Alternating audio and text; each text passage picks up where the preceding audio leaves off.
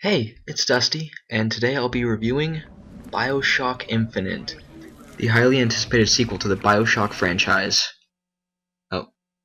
What? Oh, okay.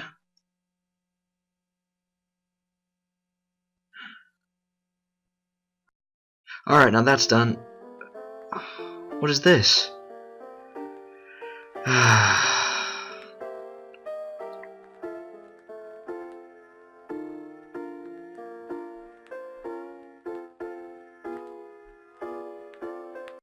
Alright, finally. The game starts with Booker DeWitt, an investigator sent in this really awesome looking lighthouse to go find this girl to pay off a debt he has, and solve some really intense puzzles. After a very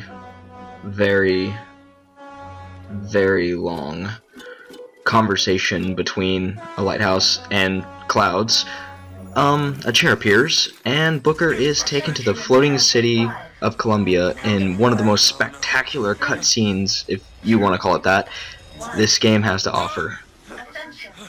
Attention. Just take off. 5,000 feet. 10,000 feet. 15,000 feet. Hallelujah. Columbia is a floating city in the sky ruled by a prophet known as Zachary Hale Comstock, who leads a cultish religion, with idols such as Benjamin Franklin, George Washington, and Thomas Jefferson. It even has an awesome reference to the first Bioshock. Is it someone new? It doesn't take long for Booker to run into trouble and have to fight his way through the city. This game can be completed in roughly 10 hours if you just focus primarily on the story and hurry through it. However, if you take the time to explore and try and find all the collectibles and actually just go explore the surrounding area, it can take upwards of 15 hours to complete. With plenty of shocking plot twists and lovable characters, this game crafts an incredibly memorable story, with a brilliant ending that'll leave the gamer speechless. The combat is relatively basic, with right trigger firing your gun, and left trigger using the various vigors you come upon, and Y being your melee attack. A really cool feature in this game is the ability to do what's called a skyline strike, where you launch down and just slam into the person with your melee weapon. Another new feature are the skylines themselves, which the players can use to travel quickly across the area, shooting enemies, dodging enemies, and just looking really cool in the process. Man, I wish I had me one of them. Oh no, think fast, think fast, think fast. Hey, this was signed by Ken Levine. Really? Sweet. One of the most memorable enemies in this game is the Handyman, which is very similar to a Big Daddy, but a lot faster and seemingly a lot more deadly. And incredibly hard to kill.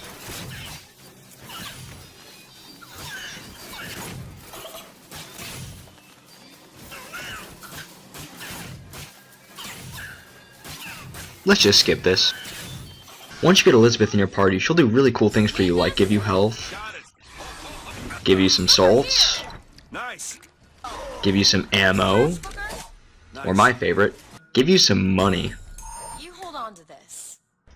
Throughout the game, you'll also find lockpicks, which can be used by Elizabeth to unlock doors, safes, anything with this padlock, assuming you have the right number of lockpicks, of course. Behind these doors, you'll usually find a plethora of goodies. All done. Elizabeth can also open tears, which can give you healing items, weapons, or mechanical allies. If you ever die and have Elizabeth with you, she will revive you, of course at the cost of some money and some enemies getting some health back. If she's not with you, same deal, but you kinda have to open a door instead. Guys, who turned out all the lights? It's really dark in here. Can't really see anything. What if I stub my toe? Come on guys, this isn't funny. Hey, I think I found a light switch over here. I'm gonna push it, okay? That seemed to have done the... Oh. That's better.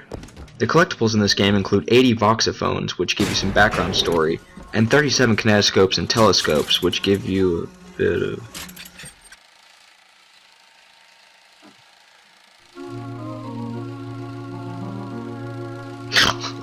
Oh, sorry, I think I kind of went to sleep for a second there. Anyways, There's also things called infusions we can use to upgrade your health, your shields, or even your total salts. Sometimes you might come across this really weird text which you have to find a codebook somewhere along the lines, come back, and solve a little bit of puzzle, which will usually net you some goodies as well. Well, I'll be. Well, I sure hope nothing bad comes out of this.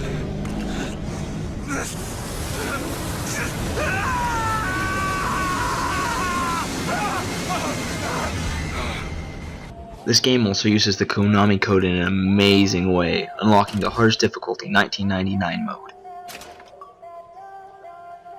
Oh, what am I getting myself into?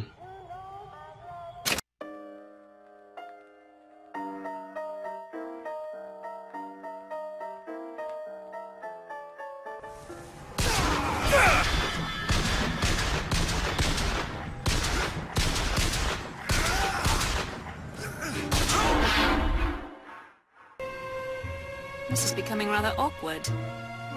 Terrible shooting aside, 1999 mode really ups the ante, making enemies a lot more tenacious and hurt for a lot more damage.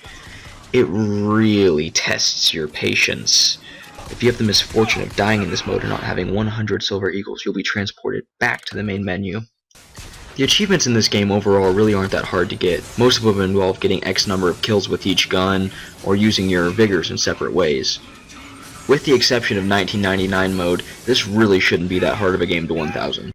Overall, there really aren't many issues I have with this game. The story was fantastic with a very satisfying ending, and had characters you could really easily relate to. Overall, I would have to give this game 9.5 out of 10. While it's still not perfect, it's still an incredibly fantastic game. Well, that's it for this time. I hope you enjoyed my review. Thanks for watching, like, comment, subscribe, and I will see you guys next time.